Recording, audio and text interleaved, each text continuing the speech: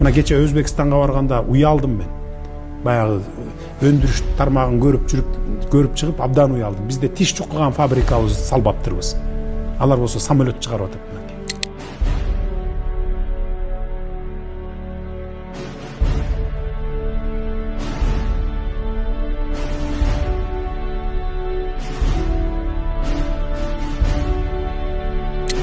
Эми мен кандай көрөм Кыргызстанды, кандай мындай кыялданам. Өнүккөн өлкөлөрдүн катарына кошконго мен кыялданам. Улуттук маанидеги Барс-Кон Бедел автожолунун курулушунун башталышына уруксат берүүңүздү өтүнөмүн. Уруксат берем, баштагыла.